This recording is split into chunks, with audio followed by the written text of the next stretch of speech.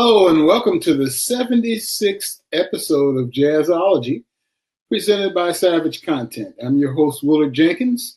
We're here giving two jazz fans the opportunity to compete against each other for a chance to win $100. Each contestant will be asked a question worth 2 points. If they're unable to answer correctly, their opponent will have a chance to steal the question for 1 point. We'll ask 10 questions, and at the end of the 10 questions, the person with the lowest score will get a bonus question for the opportunity to tie the score, no matter how far they're behind in the score. If they're successful, the game will go to sudden death. The person in the lead at the end of regulation will go first, and each contestant will take turns trying to answer the sudden death multiple choice question until we have a winner. And now let's meet this week's contestants. Our returning champion, and I should say long-time returning champion, for this 76th episode of Jazzology is Ted Panken. Ted Panken is an American journalist and former jazz history professor who has written extensively for DownBeat, Jazziz, and Jazz Times, as well as the New York Times, the New York Daily News, and various other publications. Ted has written more than 500 liner notes.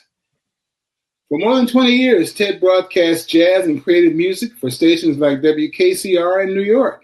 And he is the co-author of the book My Life in E-Flat, the autobiography of the great Phil Woods, for which he earned the 2021 Robert Palmer-Helen Oakley Dance Award for writing from the Jazz Journalists Association. The Jazz Journalists Association later honored Ted with its Lifetime Achievement in Jazz Journalism Award in 2016. Since 2015, Ted Panken has conducted several dozen public interviews in conjunction with the National Jazz Museum in Harlem. Many of his extensive interviews and articles are included in the 220 posts on Ted Panken's blog titled Today is the Question. Welcome back, Ted. Thank you, Willard.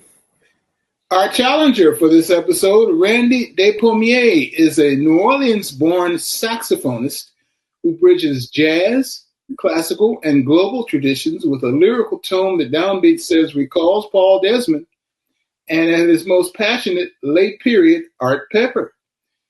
Randy has performed at Carnegie Hall, Kintai Concert Hall, Smalls, and more. Randy's latest album, titled South, is on Sunnyside Records, and it's a tribute to his New Orleans roots, featuring Crescent City legends, and the record has been praised as a sincerely felt musical homecoming, remarkably satisfying from every angle. End quote. And now let's get to today's Jazzology. As our previous reigning champion, Ted Panken goes first. You ready, Ted?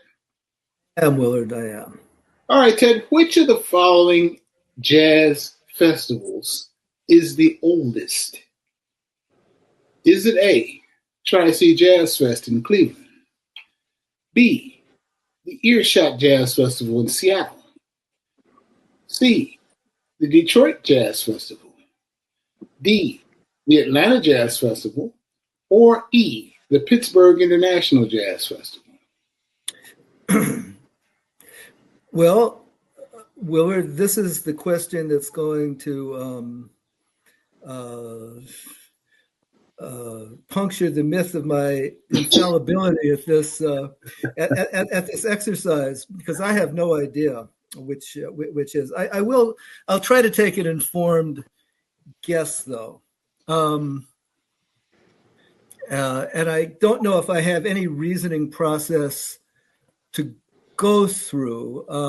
I've only been to the Detroit Jazz Festival. It had been going on for a long time before I first went there, which was 2013, I believe. Earshot, Detroit Jazz Festival, which is a great free festival. Atlanta, Pittsburgh, also free. All great festivals.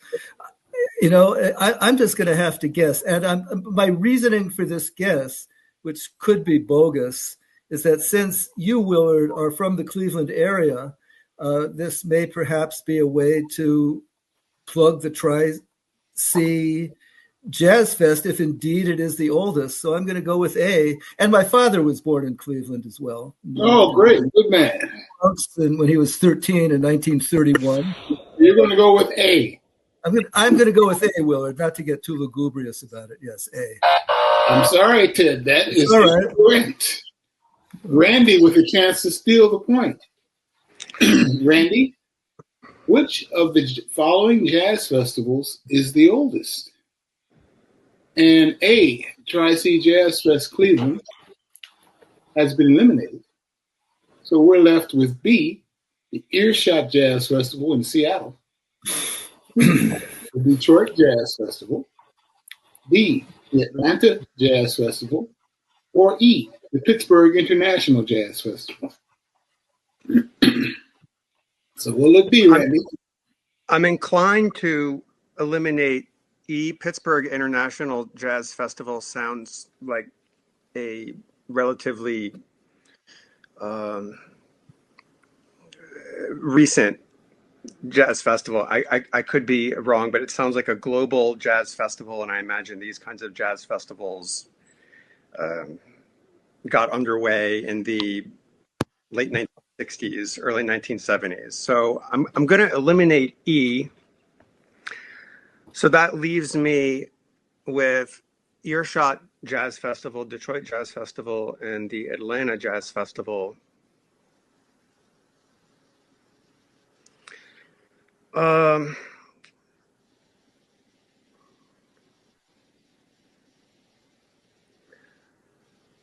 My gut is telling me it's not the Earshot Jazz Festival in Seattle.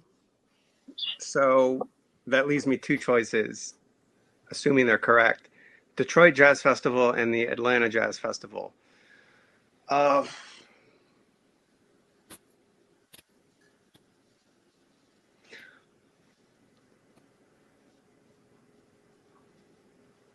right, I'm going to say the Atlanta Jazz Festival, D. Randy is correct.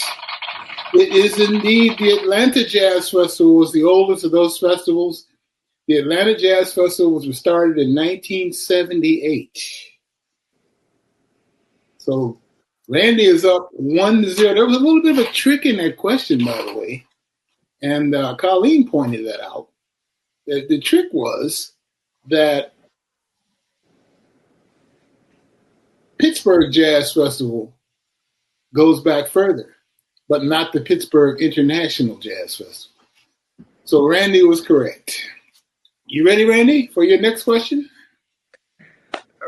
Ready as I'll ever be. Right. So I was telling Ted before the show that when I learned that he was going to be the contestant, I thought about postponing, but I said no. This is going to be fun. This is going to be a learning experience. I watched the show a couple times, and Randy, it inspired me to read your book. I'm about halfway through. It's just wonderful. So thank you for inviting me. I'm really. And we see that Ted is not quite the big bad wolf based upon that first question.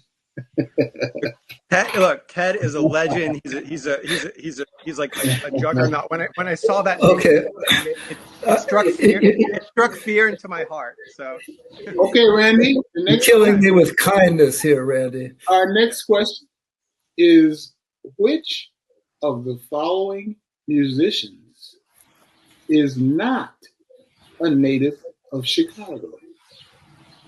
Would that be A, trumpeter Marquise Hill, B, guitarist Jeff Parker, C, vibraphonist Joel Ross, D, vocalist Kurt Elling, or E, flutist Nicole Mitchell?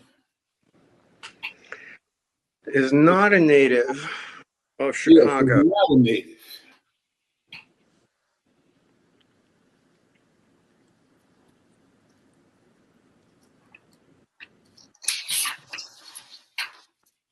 I really don't know. As you can probably tell from the silence, it does not mean there are deep thoughts here. I really don't know. Let's see.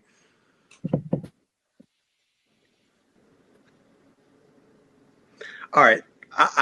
I don't think Kurt Elling is from Chicago, but I could be wrong. I'm going to, throw the dice and say Kurt Elling, D. That is incorrect, Randy. So now it's Ted's opportunity to steal the point. So I thought, may I ask you? I'll ask the question and then I'll ask. Which of the following musicians is not a native of Chicago? Would that be A, trumpeter Marquise Hill, B, guitarist Jeff Parker, C, vibraphonist Joel Ross, and D, vocalist Kurt Elling has been eliminated, or E, flutist Nicole Mitchell? Question, Willard, is by what you mean by native? Do you mean native born? Native born in Chicago. Yes. And Randy said not Kurt Elling. Okay, it's not Kurt Elling because I thought he was born in Minnesota.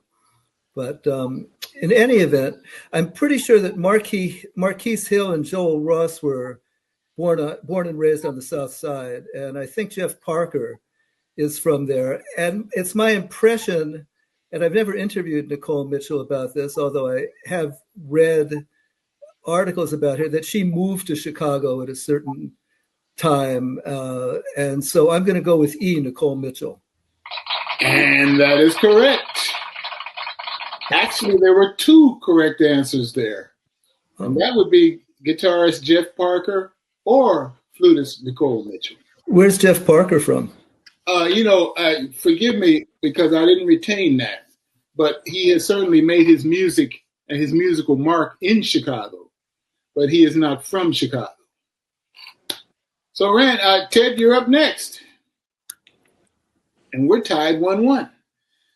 Ted, the late, great trombone player, Kai Winding, is a native of what country? Is Kai Winding from A, the UK, B, Germany, C, France, D, Denmark, or E, Italy? Well, I'm pretty sure I know the answer to this. If you want me to go through a little reasoning, Winding would probably not be an indigenous name to the UK or France or Italy, which doesn't mean that he wasn't from those countries. And I don't think Germany either. And so unless I'm being overly cocky and too confident here, I'm going to say D, Denmark. And that is correct. Kai Winding, or as you pronounce his name, Winding, probably would be the correct pronunciation, but in the jazz world, we know him as Kai Winding. The mighty wind. Was indeed from Denmark. So, Randy, you're up next. Okay. Randy, NEA jazz master, composer, and bandleader, Maria Schneider, is a native of what state?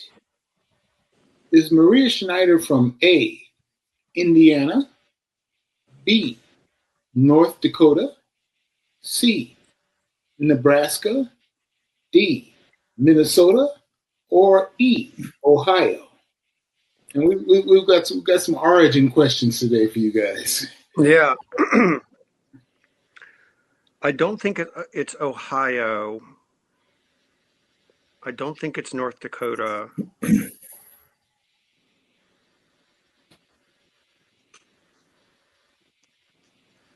Indiana, Minnesota.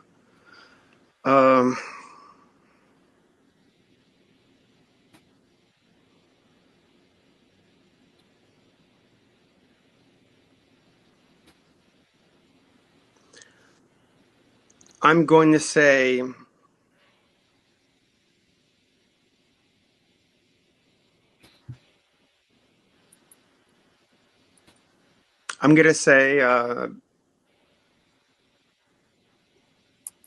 I don't know. I'm going to say D, Minnesota. You want to say what? D, Minnesota. That is correct. Maria Schneider is indeed from Minnesota. She is from Windham, Minnesota. So Randy, I knew it was from the upper Midwest, yeah. the upper Midwest, but where you ever seen that map according to New Yorkers where right, exactly. And I think I've lived in Manhattan too long, on the island of Manhattan, and you develop a kind of an island mentality. So I need to become better acquainted with real maps. So. There you go. All right, the score is tied 3-3. We've got a spirited competition today, Ted. You're up next. Ted, cellist and composer Tomika Reed has performed and recorded with which of the following artists? Would that be A, Roscoe Mitchell, B, Nicole Mitchell, no relation, C, Anthony Braxton, D, the Art Ensemble of Chicago, or E, all of the above? Well, speaking of Chicago, that's Tomika Reed is certainly from there. And no, she is not. She is from D.C. Well, Willard, I may not be having my best day here today. I thought she got to. It's a good thing you didn't ask that on the previous question. Right. What could I say? Fortunately, we're on another question. Well, I'm pretty sure that she has performed with Roscoe Mitchell, and as well as the more recent expanded versions of the Art Ensemble of Chicago. And with Braxton or Nicole. So even if she hadn't done the other, there'd be more than one. So I'm going to go with E, all of the above. And you would be entirely correct. Tomika Reed has a great cellist, fabulous musician. Absolutely, and wonderful composer too. Tomika Reed has indeed recorded with Roscoe Mitchell, Nicole Mitchell, Anthony Braxton, the Art Ensemble. She has recorded with all of the above. Here and now. Yes, indeed.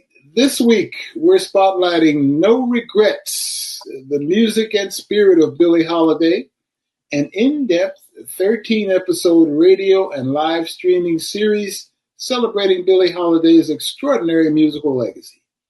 The program explores her early life, her groundbreaking singing style, and the powerful impact of Lady Day's versions of Strange Fruit on the civil rights movement.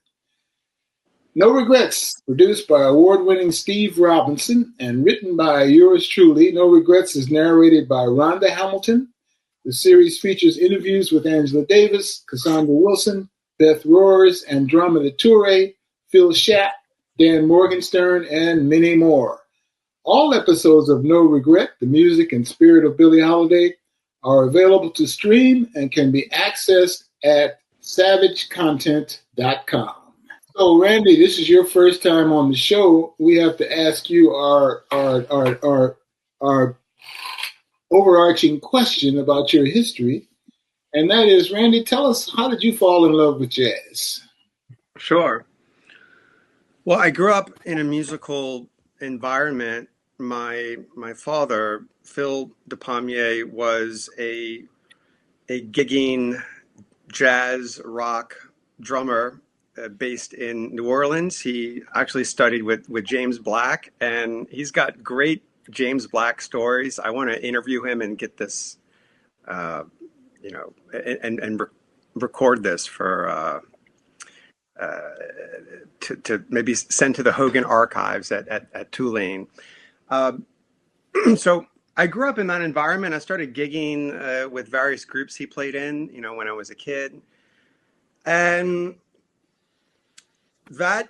those experiences, getting out there, playing, learning music by ear, it inspired me to just take jazz seriously. And here you are. Yeah, and here I am. I mean, if I had to pick like early influences, I would say Benny Golson. When I first heard his solo on Whisper Not, like I probably listened to that solo maybe 500 times or so. I didn't want to part ways with it. So Yeah, and also growing up in New Orleans, just it's a musical city. It's alive, and Absolutely. Absolutely. You can't help it growing up there. Well, Ted, you answered this question before, so we had to throw another question your way. And Ted, tell us if there is one jazz event this summer that you would urge all jazz fans to consider attending, what would that be? Well, this is a loaded question.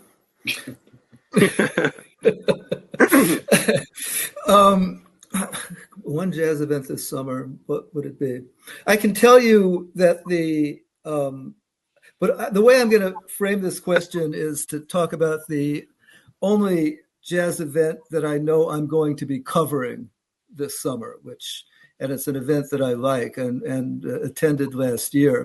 I sometime hope to attend the Washington Jazz Festival, but I have no firsthand experience of it as of yet. That's the DC Jazz Fest. Thank you. Yes, I'm going to go to the Healdsburg Jazz Festival. Oh, you are in California. I was there last year, and I'm there this year. Curated by Marcus Shelby. Yes, and it was a fabulous festival last year. Really, every band that he brought in was top shelf. They were all within a continuum, but distinctive within that continuum. I'm very impressed with his ability to pull off a festival like this in an area like that. And this year's bookings are very promising, and I love that part of the world. So I can't say I'd urge everybody to attend because everybody has different tastes and different possibilities. But that's the only one that I know I'll be attending. Now the Healdsburg Jazz Festival, that's just a bit north of San Francisco Bay Area, right? Northeast, not too far. It's in Napa Valley. Okay. And it's a rural area, and it's a very beautiful part of the world. All right. Well, time for our questions again. And Randy, you're up next. Okay. Randy, the vocalist Sarah Serpa, who is currently performing with bassist Linda Mahon O's band. Sarah Serpa is from what country? Is Sarah Serpa from A, Italy, B, Spain, C, Portugal, D, France, or E, Iran?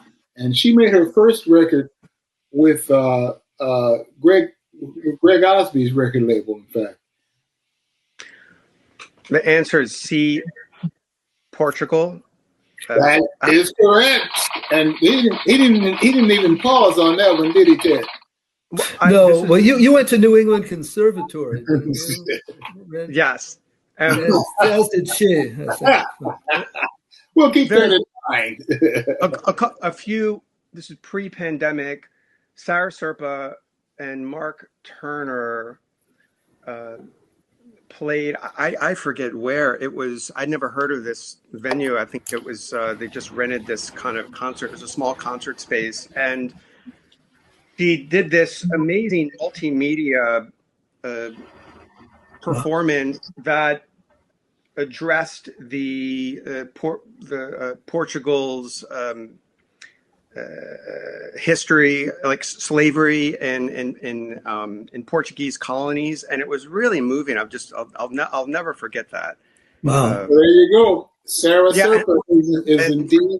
Sorry for getting the name of this, but it was absolutely moving. I hope to see it again someday. It was just wow.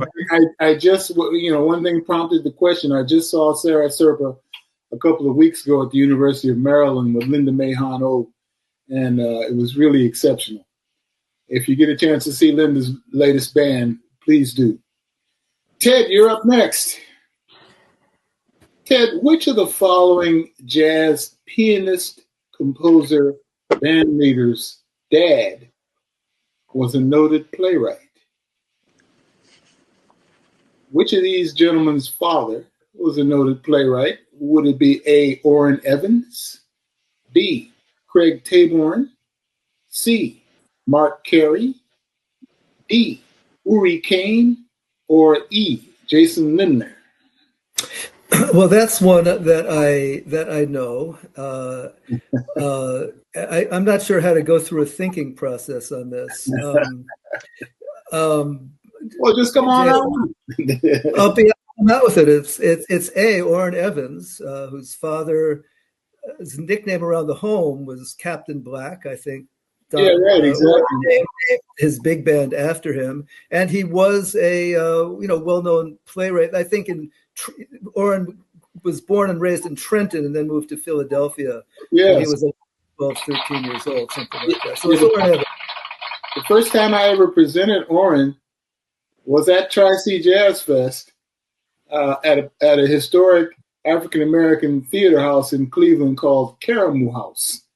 And we had an annual concert at Caramoo House, and it was such a natural to present Orrin Evans' band there because his dad had staged plays at the Caramoo House. Oh. So you were exactly correct. Orrin Evans' father was a noted playwright. Randy,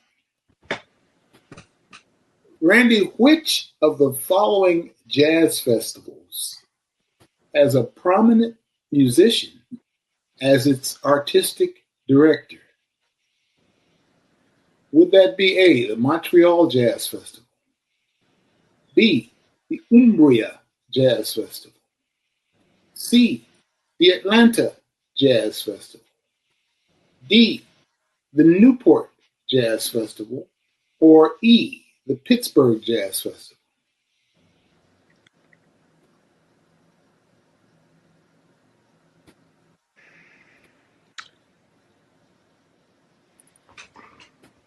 A prominent musician. Yes. As artistic director. Which of those festivals? I don't think it's the Umbria Jazz Festival. I also don't think it's the Atlanta Jazz Festival.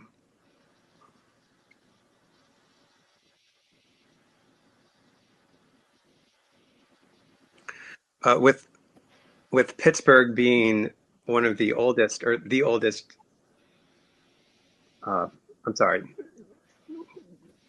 one of the oldest, right? I forget which one. Yeah, it was Pittsburgh. Pittsburgh being one of the oldest, yes. Yeah.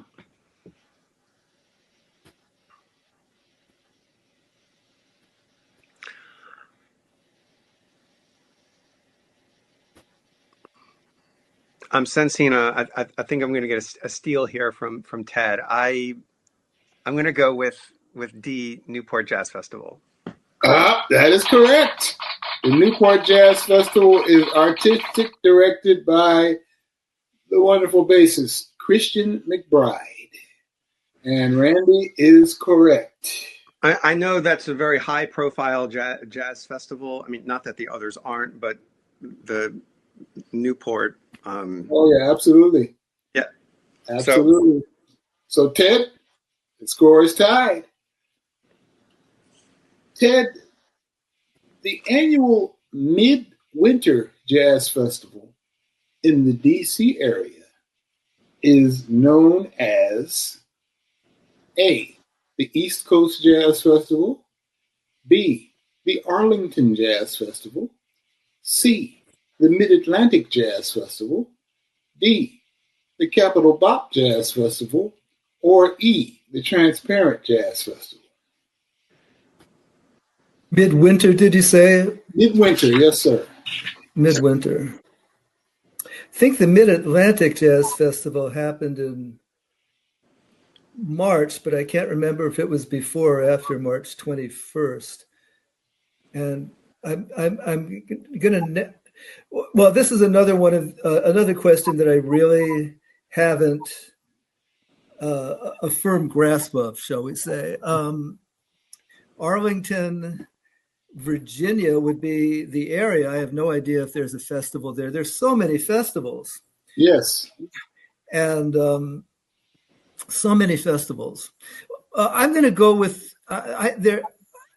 I certainly know about the Mid-Atlantic Jazz Festival, and I'm just not sure if technically when I was reading about it on social media, it was in the winter or not. And I've heard about the Capitol Bop Jazz Festival, which would seem to fit. Is it held in DC proper, did you say, or the DC area? The DC area. Okay, so that's that DMV, in other words, yes, DMV. DMV. So that's pretty inclusive here. So I since Mid-Atlantic is the one I've heard of, I'm going to go with C, Mid-Atlantic Jazz Festival. And that is correct. That is correct. And you were a little bit off on the scheduling because that festival is held in February on the weekend preceding President's Day. It's all a blur.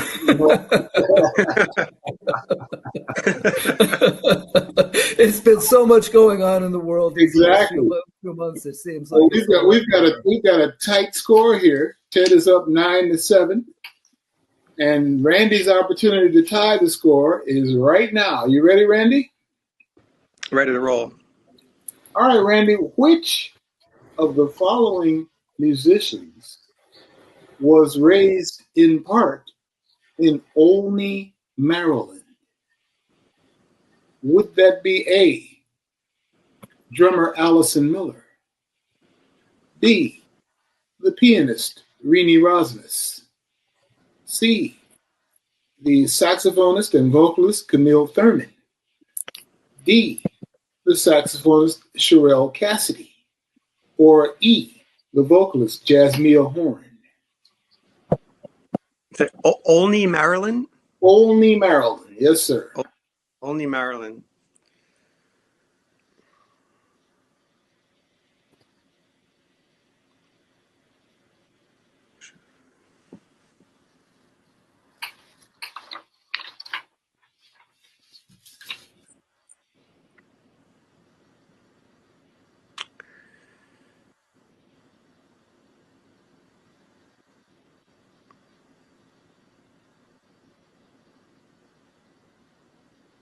Randy's ruminating. Yeah, I'm ruminating. You know, that could be a song title. Right. Very alliterative. Yes, only thing would be Randy's rumination. That would be the song title, right? Old school, very old school title. With like a two-tone kind of album cover. So absolutely. That's, and a Herman Leonard photograph. Right.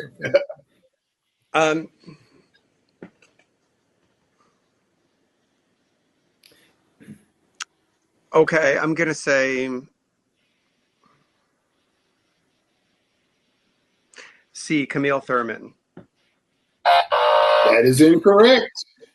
And now Ted has an opportunity to steal the point. Ted, which of the following musicians was raised in part in Olney, Maryland, which is just a few miles north of where I'm sitting right now? Would that be A, Allison Miller, the drummer, B, pianist Renee Rosnes, and the two of them play in the band Artemis, C, Camille Thurman has been eliminated, D, Sherelle Cassidy, or E, Jasmine Horn? Okay, I'm going to go through a thought process here. Camille Thurman grew up in the borough of Queens in New York City. Renee Rosnes grew up, I believe, in Vancouver or the Pacific Northwest in Canada. I believe Sherelle Cassidy is from Oklahoma, Kansas, one of the mid-plains states. And Jasmine Horn is from Texas, Dallas, I believe. Allison Miller, I know grew up in the DC area. Billy Hart was one of her early mentors. And since I didn't know that it was Olney, Maryland, but that she's the only one who would logically be from Olney, Maryland, from Maryland. So it's Allison Miller, A. And that is correct. So we're going to the bonus question. And in the bonus round, Randy is first. Randy, what jazz instrumentalist was nicknamed Fat Girl? Was it A, Tubby Smith, B, Fats Waller? C, Tuba Fats? D, Fats Navarro? Or E, Tubby Hayes?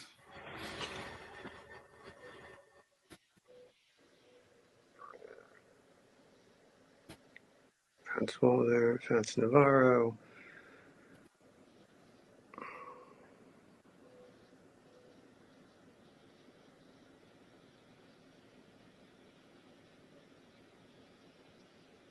I'm tempted to choose one of the answers with fats in it, but I wonder something why. tells me. Well, something tells me that could be that might be a ruse. Fat girl. Oh.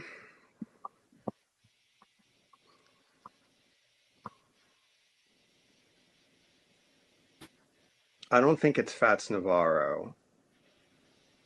I'm not sure the other ones. Tubby Hayes, Tubby Smith.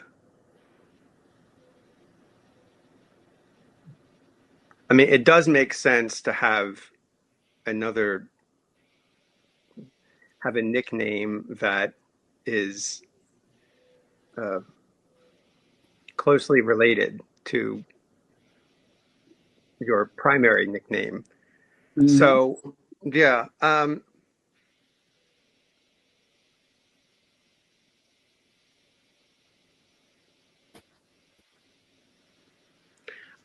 going to go with C, Tuba Fats. That's incorrect. You had it. You had it on the tip of your tongue.